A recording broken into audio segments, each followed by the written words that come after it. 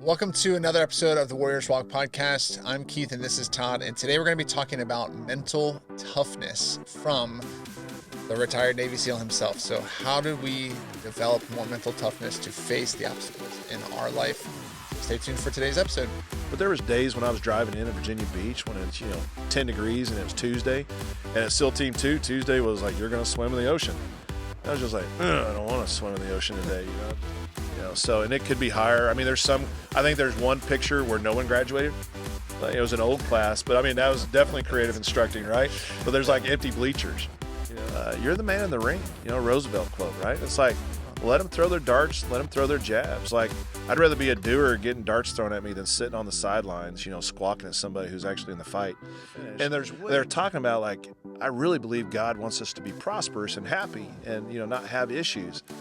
I was listening and I was like, so I don't think that's what the Bible actually said. In your mind, you're thinking there's other guys on the other side of the world that are training harder than this, or that I'm competing against. For sure. And I won't get into the specifics of that group, but I pictured there's a real enemy and a real threat. And so let's get some. During Hell Week, there's an event called Rock Portage for most students, right? And so it's in front of Hotel Dell. They got these big rocks and they're there just for the purpose of torturing students going through SEAL training. Now, Todd, Navy SEALs are known for being really tough physically, but also mentally. I mean, to be in the Special Forces, you can't just accidentally get there, right? You have to overcome a lot of hard training to reach a level of performance physically, but also mentally, where you need to survive to literally survive. I mean, you literally have to be tough in many different scenarios and be a good problem solver to survive. And so I wanted to interview you today about how we can strengthen mental toughness, and which is a highly desirable characteristic to have in life, but also in the Special Forces. So before we jump into some of the questions I have for you today, how would you define mental toughness? Do you have like a working definition, or like just, for the layman terms, like what is mental toughness? It's a good question. I think I toy around with the word resilient a lot more than mental toughness lately, but mental toughness to me, again, is just something that when you've run the course of what your body can do physically, I think there's a time and place where mentally you take over and mentally you make your body do things that your body can't do. Yeah. And so I don't know if that's a good working definition or not, but I just know there's been times where I've come to the end of myself physically, and then the only thing I had left was that fortitude, that resilience. And I think that's something that people are not necessarily born with. I think it is something that's taught, and you go through hard experiences. And I think one of the better ways I could explain resilience or mental toughness is I remember studying the biodome experiment that Arizona State University did years ago. And it's pretty cool, if I remember right, going off of memory here from a long time ago, they grew all the different habitats there. And what was fascinating was, and they were looking at colonies on the moon and, maybe Mars one day and all that fun stuff. But they grew everything but trees well. When trees got to a certain height, the trees would fall over. And they were kind of perplexed until they got in, a local expert on plants and trees. And the scientist said, well, I've identified the problem. You see, in the wild, trees, they get microfractures from the wind and the storms, and as those microfractures heal, it makes a stronger, more resilient tree so it can handle bigger winds in the future. Yeah. Well, these trees were sheltered and catered to, pristine everything, but when they got to a certain size, they were not resilient and they just fell over. And so I think when you think about our lives, the things that we went through when we were younger, we look back and like, well, that wasn't that big of a deal. Well, it's all relative. Maybe when we were younger, like even like you and I, we deal with youth often. So, the 13-year-old who broke up with their boyfriend or girlfriend, they're just like, the world's ending. We're like, actually, it's not ending. You're going to be all right. We know that, they don't. Right? So it's showing a little empathy, but it's also realizing like we all go through hard stuff. And those hard things, I think, you can allow them to be used to make you mentally tough. So you're saying that mental toughness can be developed. So it's not something that we're born with. It's just something that we can develop. And so I'd love to hear your perspective on how we can develop that. So that's kind of the essence of this episode is maybe some tips that you use to develop some resilience in some of your, candidates for the, you're at Buds as an instructor, and also for the teams that you led. And before we get into that though, too, I wanted to if you could just share this story. We've talked about it before, but when I think of like even just mental toughness, like how even during your training, you broke an ankle, broke a foot. What was it? I broke my ankle. During an obstacle course, Mm. and you just kept going, and that was actually what secured your spot, at as Navy SEAL eventually. Is that what? Sort of, yeah. Refresh my memory. Yeah. What was the Yeah. story? So take us back to back in the 1920s when you were younger, and Maybe even further back than that. Yeah. No, so the context Keith is sharing about, during Hell Week, there's an event called Rock Portage for most students, right? And so it's in front of Hotel Dell. They got these big rocks, and they're there just for the purpose of torturing students going through SEAL training. And I'm sure they make great photos for everybody else, but for us, they're just torture devices. And so the instructors would wait for a high tide with big waves, and they're like, "Hey, we're going to do rock portage." And so the goal was to land your boat on the rocks, pick your boat up on these slippery rocks, walk across this big castle of rocks, get to the other side. As soon as you got there, you dump boat, and then the instructor's like, "And go back." And then you go back over, and then you time it. And when the waves break, then you get out there and you paddle for your life. Otherwise, you get flipped up on the rocks. Guys break their necks, their backs. I mean, it's pretty brutal. My role was the bow line man. And so as soon as you hit, the bow line man jumps out, gets the bow line, runs up there, rolls it around his waist, and just sits down on the rocks so the boat doesn't get ripped out.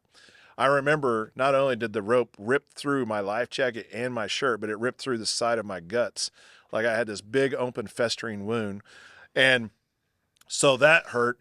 But what hurt more was it also torqued me and I broke my ankle. Now I don't remember if it was Wednesday or Thursday in Hell Week, but it was enough that I was like, I'm in trouble. Like this is not good. And so back in the 80s, there was no medical care. They were not catering to you or anything like that. They just deal with it. And so we all had holes in our bodies from our jungle boots and the little drain holes. They're just, everybody that wore jungle boots back then, you had these scars for life on the inside of your feet, your arches, where the drain plugs were, those metal brass things. We all had 2 holes on each side of our foot for life. Beautiful scars. But so fast forward, I taped and wrapped it. I knew a little bit about medicine. So I was, living on Motrin, Bud's Candy, they called it. And so I was popping those and I'd tape and wrap my ankle before. And so I was able to do the conditioning runs because I was a pretty good runner. So I could still run on my broken ankle and pass. I certainly wasn't as fast as I was. But then in the next phase, there was a day where my ankle, I think it was just about done. It was fried. I hadn't told any of the instructors. And we did an O course, a demo pit run, which is a 3-mile run, 1.5 miles down, 1.5 miles back. And then you're supposed to do another O course. Well, I was able to get through the O course. And then somewhere towards the end of it, I think when I hopped off the last obstacle, my ankle broke all the way through. So I dragged it all the way down. Are we talking like compound fracture? Yeah. Like outside of the skin? Outside the skin, bleeding. Yeah. And so I dragged my right ankle behind me and I just hopped down the beach, in the sand. It was soft sand, of course. And I had the beautiful instructor in the back of the ambulance. Just it's classic. Every instructor, every phase does this, but it was just hurry up. However long it took me to run 3 miles, dragging my ankle, that's all I heard the whole way. Hurry up. And no compassion, no empathy, bleeding, And then I get back and they're like, everyone's done, right, at this point. And so they're sitting there waiting. They're like, there's the O course, kid. You still got to do the O course. And back then, they're deemed too dangerous now. But we had these telephone poles at different heights, and you had to hop across them to get to the dip bars or to the low wall. I can't remember now. I think it was the low wall was next. But people would slip and they would, break their jaws, their necks and stuff on those. So they're tires today, I think so. But as I was going across, that smarter because I could only land on my left ankle and they're too far apart. But I made it. And then when I went over the wall and landed, I landed on both and that hurt a lot. And then the next wall was a little bit bigger. So maybe, 12, 15 feet. And it had a rope you climbed up.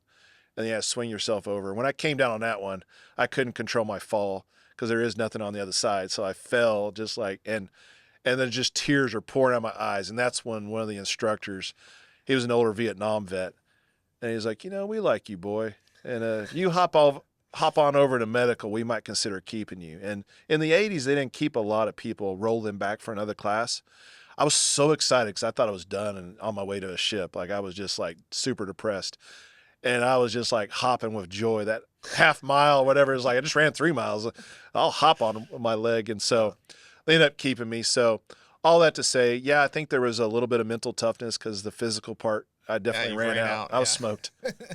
Now, in that moment, like, what, I mean, was there something that you were thinking about? Like, I mean, you're like keeping your mind on the Yeah, it's very reward, or like, PC. what, yeah, what It, was the, I'm going to yeah, be raw with the listeners here. Like, and for a few of you, this might offend, but you know what? It is what it is. For me back then, it was, the Soviet Union was still the big guy on the block. And so commies.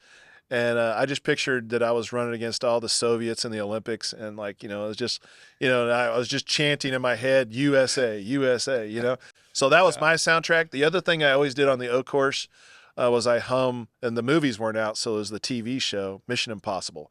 I always hummed the theme song, "Slide for Life." I'm going, and I was like, dun dun dun dun, and I entertained myself, Yeah. as I was doing things. So in your mind, you're thinking there's other guys on the other side of the world that are training harder than this, or like, that I'm competing against. For sure, and I won't get into the specifics of that group, but I Yeah. pictured there's a real enemy and a real threat, and so let's get some.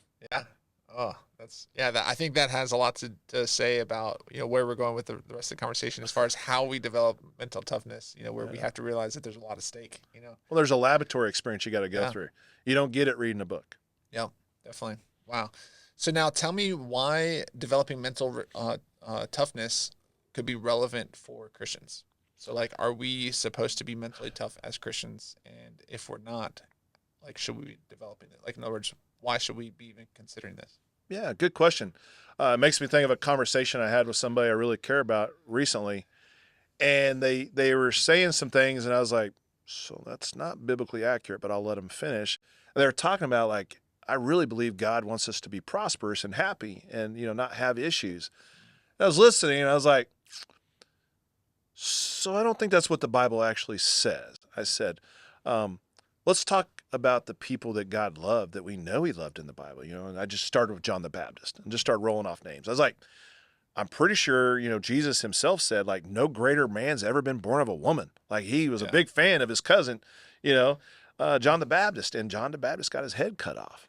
And then, just on and on the list, and think of the Apostle Paul and all the things he went through.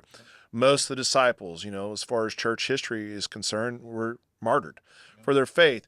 Looking at the prophets of old, and then really even looking at what Paul and the other apostles wrote, and how we're called not only to represent the Lord, but called to suffering. And so I think, there is obviously a false prosperity gospel that's rampant around the world. It's very prevalent in Africa, where we have many friends that are pastors there trying to combat it. But it's this idea, like, I shudder to think, that people believe, like, if God has called you and saves you, that you're supposed to be wealthy and have everything you want. It's not in Scripture at all. And I mean, the bios that we like to read about missionaries, I mean, these men and women gave their lives and they lost everything as far as the earthly perspective goes, but I believe they gained everything heavenly. So to say, is there an element of mental toughness needed to be a believer? You bet, right? And then it goes back again, like I'll say it again, like Romans 8:28, often misused verse, but Romans 8:29 clarifies it. All these hard things we go through can be worked for good, because in the end, God's trying to make us like his son. And that helps me when I'm going through hard things and like, okay, what's the purpose of this? Now, sometimes they're self-inflicted gunshot wounds, right? Like, we do stupid stuff and we get ourselves in trouble, and that's just punishment. But I think there's other times where there's just stuff happens. You're like, I don't understand, but I know God loves me, so I'm going to trust him. Yeah. I think of even what you're just saying about how, even your training at Buds was like a proving ground that enabled you to make an impact for fighting against the enemy, like, eventually. And if you hadn't have gotten through that, with mental toughness, like, you wouldn't even have the opportunity to be on the battleground. So I'm wondering, like, there's a clear connection there of Christians that are making an impact against Satan and his schemes. If we prepare more about being mentally tough, like in a proving ground, like to train our minds to overcome obstacles and to push past barriers, that'll help us to be more effective on the battlefield. Absolutely. And even I was spiritual battlefield, No, I'm tracking with you. But even last night I was sharing with somebody, actually a good buddy of ours, Dell, right? And I was just reminding him, like, hey, you're the man in the ring, Roosevelt quote, right? It's like, let them throw their darts, let them throw their jabs. Like, I'd rather be a doer getting darts thrown at me than sitting on the sidelines, squawking at somebody who's actually in the fight. And there's way too much of this. This is not on topic probably, but I just feel compelled to say, like, there's way too much infighting in the church today. There's all these so-called experts that are just telling everybody what they're supposed to be doing, when in fact, like, man, we need to rally around each other and encourage each other to stay the course, to represent the gospel, proclaim it to the nations, but also care for people in our own backyard. There's a lot to do, and when we have this infighting, it's so distracting, right? It's really like friendly fire on the battlefield. That's something that's just inexcusable, and yet it takes place. And so that really hampers some of the mental toughness. It's one thing to know this person over here who despises me wants to take my life. Like, I can deal with that. But like, wait, like, you're my brother and you're actually trying to cut my legs out from underneath me too. And so we need to think about, our actions and how we're actually shoring up other people in their own mental toughness journey. Now let's shift gears a little bit here. So you shared a little bit of your own personal journey of just how you kind of clung to mental toughness to get you through when your physical body just wasn't even, it was just done. And so has there been times where you've been training other SEALs that you've really shown that, or seen that they've actually, like, you've chosen someone over physical strength when they've had more mental toughness instead of, just being the best physically active person there, So Yeah. what are some examples that you've seen, even people that you've led on the teams? So I think, to be fair, it's definitely a combination. I mean, we don't want necessarily someone that's just mentally tough, but, can't even do a pull-up, right? So we still need the physical toughness, but there is that balance. And in the end, we all know we would much rather have somebody who is not going to whine, who's going to work hard, and maybe is 75%, in the performing physically category. Because when you think about it, many of the SEAL teams, you got guys there that were Olympians, in various sports, and it's just not very realistic that you're going to beat them, on the run or the swim. If they swam in the Olympics, like, you're not going to go out there and doggy paddle past that dude, right? And so there's an understanding about physical abilities, but at the end of the day, if that guy who swims really fast is not mentally tough and starts whining when you say, here's a 120-pound backpack, you need to drag that, and you need to put 80 pounds of gear on, and all of a sudden this elite athlete shuts down. Yeah. Unlikely. But again, there's a scenario where I have seen guys that are top performers physically fold. I mean, even when I was a student, there was this great big guy that used to be a force recon guy, and I was in the biggest boat crew because of height. That's how they stage you, so at least your heads match up under this rubber boat that you carry for a week on your head. We all get our famous little bald spot on top from chafing. But we were holding it up one day at extended arm carry, and all of a sudden we hear crying. I'm like, we've only been in Hell Week for like 4 hours. It's like, what? Nothing unusual's happened. It's the same stuff we do every day after 5 or 6 weeks. And all of a sudden, this guy who was, the biggest, strongest guy out of all of us, like, he just dropped the boat and left. And we're all like underneath the boat, like, come back, selfishly. And he went and he quit. And it just caught us all off guard. We were expecting that skinny little guy over here to quit, but there he was Friday, shaking and jackhammering, and he never quit. And so it's definitely wrong to say you can predict, who's going to quit and who isn't by size or abilities, because that's the stuff that's beautiful about Hell Week, is that 1 week little evolution. It really does cause the cream to rise to the top, and it's surprising sometimes what rises. Yeah. But you see that, I've seen so many times some of our most the guys that populate a SEAL team, you wouldn't even notice them on the street. Yeah. They're just regular looking guys. Yeah. And what is the percentage of people that finish Hell Week? Like, is there? I mean, is it? I would be I've heard guessing different right things now. where, like, they have to have a certain amount of people quit. Is that the No, case, or is just like, that's not true for sure. I mean, I was an instructor as well, so I know the pressures instructors face too. But I think it ebbs and flows, depending on who. Like, I noticed when I was an instructor, we all came back. We had hard instructors, or at least that was my perception. And so all of a sudden the attrition rate was higher because we did the same things they did to us. So you got away with maybe putting the screws in a little harder on students, and all of a sudden more people quit. Well, then you got a group maybe that come back as instructors that didn't have all those creative ways to be taught, and more people graduate. And so there, you have that element. But at the end of the day, I would say, I feel safe to say attrition rate's easily around 80%. So, and it could be higher. I mean, I think there's one picture where no one graduated. Like, it was an old class, but I mean, that was definitely creative instructing, right? But there's like empty bleachers, sometimes you get 1 or 2 and then it populates. And so I think my class had 24, and that was, kind of a normal size class, I guess, but 24. But if you start with 150, it's like, you lose a lot of Really people down. along the Yeah. way. Yeah. Now, we talked about just identifying what mental toughness is, the relevance even as Christians that like even if we're not growing in this area, it could be robbing someone from hearing the gospel in our future. So I think of even just the missionaries that we see. Which I love reading missionary biographies but yeah, just even people like David Livingston and William Carey and Hudson Taylor and C.T. Studd, like all of them super resilient in their mental capacity. I mean, I just blown away when you read their biographies, and I always read them, and other than this from Dale as well, like of just focusing on their achievements, so like writing down like what they achieved for the gospel, but then their character as well, and then their obstacles or things that they'd overcome. And usually, like all of them had such extreme obstacles, like illness or death of their family, or Yeah. no support from people that they love. Like all these different, travel was just absolutely bonkers back then. David Livingston, walking 25,000 miles across the African plain, like getting his eye gouged out by a branch, he walked into it, getting attacked by a lion, but yet he still pressed on. And, it's just like things like that where you're like, what? This is crazy. And so the last question that I wanted us to tackle is how do you develop the skill? Like, how do you actually grow in mental toughness or resilience when it comes to like someone out there, like maybe they just feel overwhelmed with the circumstances of their life and they're like, I just feel like quitting. Like, I just feel like I can't do this anymore. So when you're at that end of your physical capacity, like in instance that you shared, and you're at the end of sometimes your mental capacity where you're just like, I'm so done. Like, I don't feel like I can go on. Like, how can we develop that to where the next time we're in a situation where it just feels hard, we push through and still have endurance?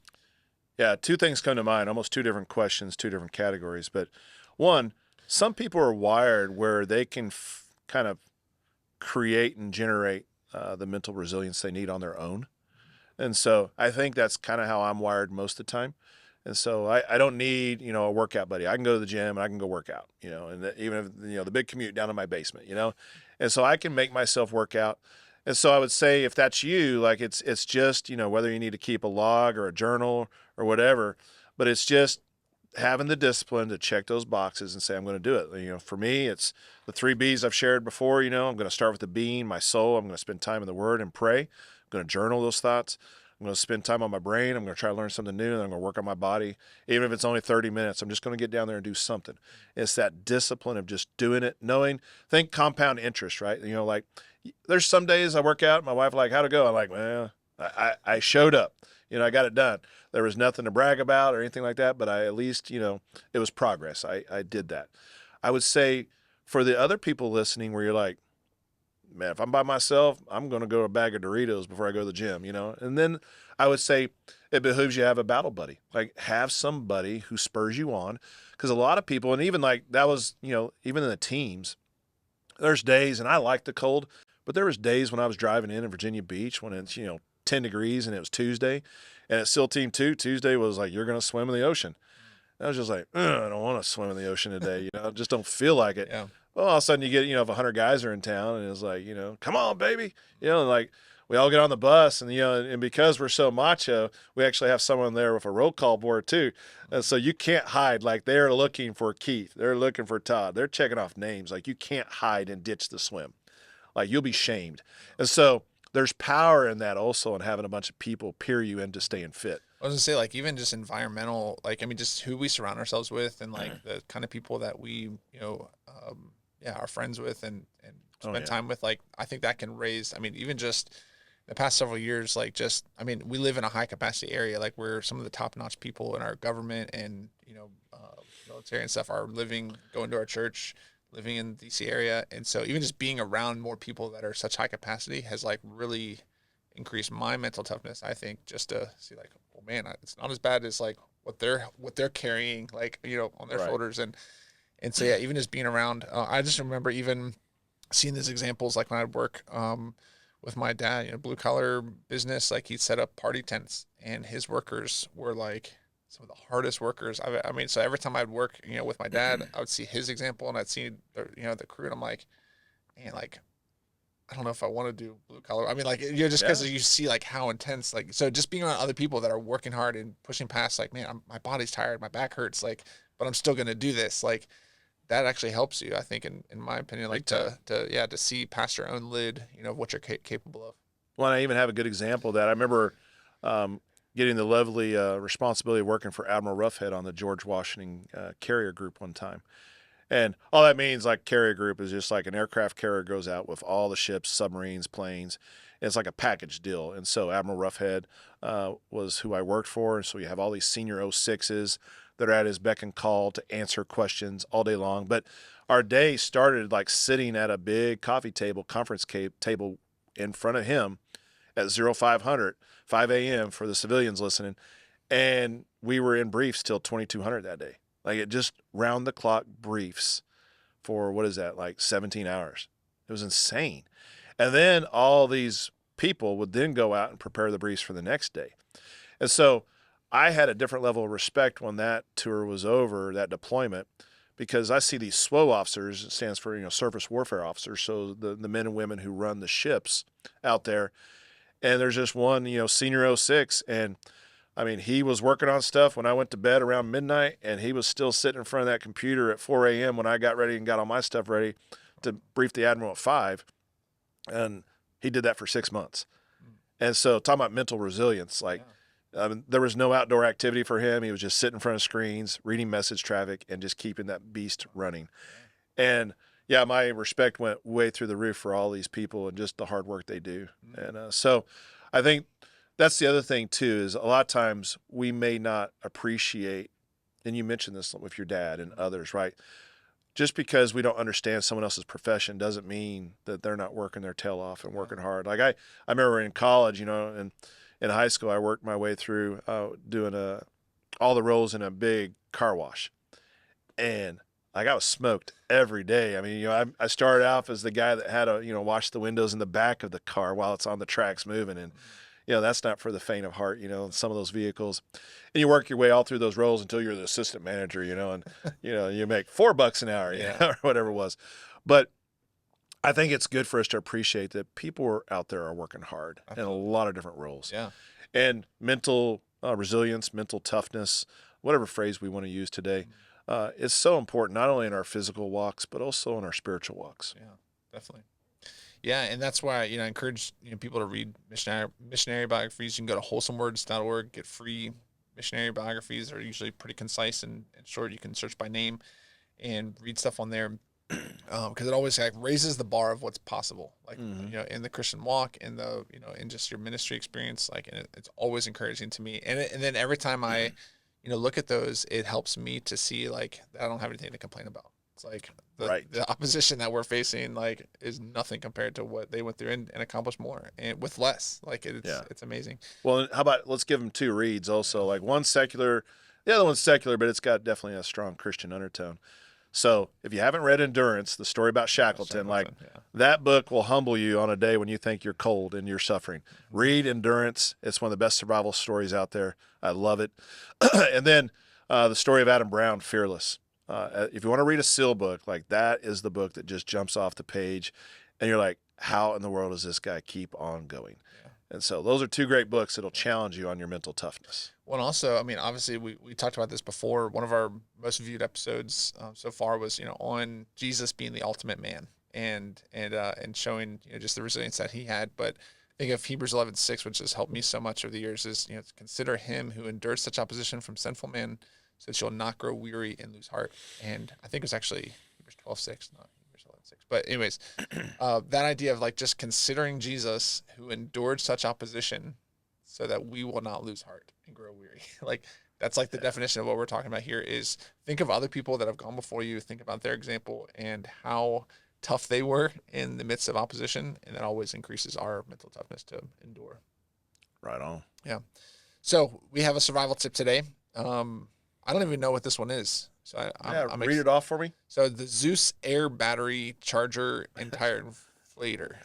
Yeah. So, and this is just one brand, but what I've learned is, like, they have these really awesome devices now. They're like little rectangle bricks. Some of them are smaller, but I like the bigger ones. That means that, so think a device that's all charged up where you can jump someone's car. I used it the other day. We had a police officer here that was doing security, and when he was leaving that day, I was walking out, and it's like, like, need a little help? He's like, the walk of shame. I do, and I don't have jumper cables. Yeah. And I just pulled it out of the back of the truck and popped it on there. It was like, boom, started right up. So that's one nice thing, because then you don't have to wait for someone with jumper cables. You can jump your own vehicle. And if you get the bigger ones, same thing, big diesel truck, doesn't matter. You can jump trucks, and it's good for 20 or 30 jumps before you have to recharge it. They also have the robust ones have the ability to inflate big truck tires. And so maybe you got fix-a-flat or you got whatever, an emergency, and you patch your tire and then you inflate it. And so at least you can get to, a place where you can do a more serious repair later type situation. And then a lot of times they have different signaling lights on there and stuff like that, including, big alarms and stuff. But I love if it was just the battery jumper alone, I'd carry one. And so I think it's a good survival tip, because pretty much if you've been on planet Earth for a while, you've probably had a car battery die on you. And it's just a real bummer if you can't deal with it on your own. A lot of times you need help until these little devices came out. Yeah, it's good. Well, that concludes another episode of The Warrior's Walk. And when you help subscribe and comment and like on our content, it actually helps more people get to see it. And so help us out by just sharing this and liking and comment and subscribing to our channel so that you guys won't miss any future episodes. So until next time, bye-bye.